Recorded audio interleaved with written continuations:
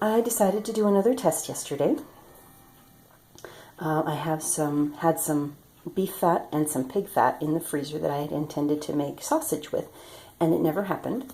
So I decided to render it. Well, I had a little bit of beef fat and a little bit of pig fat, so I decided to make, instead of lard, which is pig fat, or tallow, which is beef fat, I decided to make a mixture of the two and render them both at the same time. So I got both of them out, and I apologize that I did not give you the previous steps.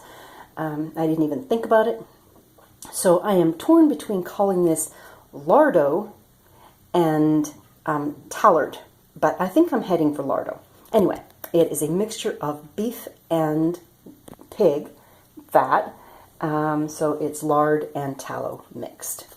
And we will see how this works out. Now, what I did was I took the mixture, the beef fat and the pig fat, and I put them in the in the slow cooker, and combined, and put a whole bunch of water in with them. Now, I had been watching things from various pages, various YouTube channels about making lard and making tallow, and most of them suggest adding water, a little bit of water, to the bottom in order to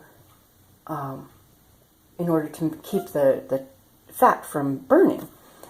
Well, that seems rather stupid to me, since if you add water to a fat, you're introducing the possibility of bacteria and fungus and all kinds of things that are going to inhabit that water. Now, when you get a pure fat, it's essentially shelf stable, because it doesn't have any water in it for those kind of things to breed in. And then I found one that actually made the water thing make sense. And what she said was that she renders it, and she was actually making tallow. And what she said was that she renders it, and then with the water, she puts it in the refrigerator, and the fat floats to the top, water sinks to the bottom, and you end up with pure tallow floating on the surface of this water. And that made sense to me. So that's the way I did it. I put a bunch of water in it, and I came up with a very clean, very pure lardo. And I'm going to keep using that word because it makes me laugh. It's very clean. There's very few impurities on the inside. Now the next step is to melt it down again, melt off or evaporate off the last of the water that may be in the lardo, and then I will come back when that part is finished. Okay, the next step is done.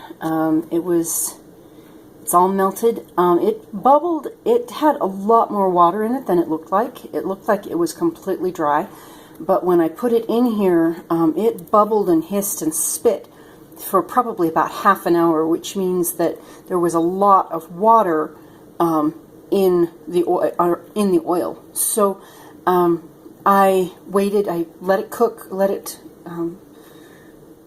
simmer, I guess, until all of that stopped. So theoretically there wouldn't be any water in it, and I will come back with the next step. Okay, I have to apologize. I did not end up recording the other part of this. I melted it down again, made sure there was no water, which means there's no spitting or hissing when it was all rendered down, and then I put it in the jar and sealed it. This is test 1, and it is a combination of tallow and lard. And one of the things that I noticed very clearly was that pigs and cows do not get along even as lard. So there are very distinct gaps. I don't know if you can see this very well. There is a split here where the tallow and the lard have not mixed.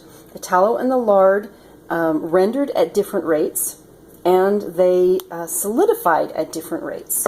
So we ended up with lardo that is split between the two, and the appearance is very distinct. You can just see, just right there where the shadow of my finger is, there's a line. That is not a crack in the bottle, which I initially thought it was. It is actually the split between the tallow and the lard, since they separated as they solidified. So this was my first test, and it is now 3 months. It was rendered on January 2nd, and it has been 3 months. There's no sign of any contamination or deterioration of the product. So I'm just going to let it sit for longer. It should be relatively shelf stable, because tallow and lard, when they do not have water in them, are not a place where bacteria can exist. So I will, after 6 months, I'll check it again after 6 months, and then we'll see how long it lasts. I'll talk with you later.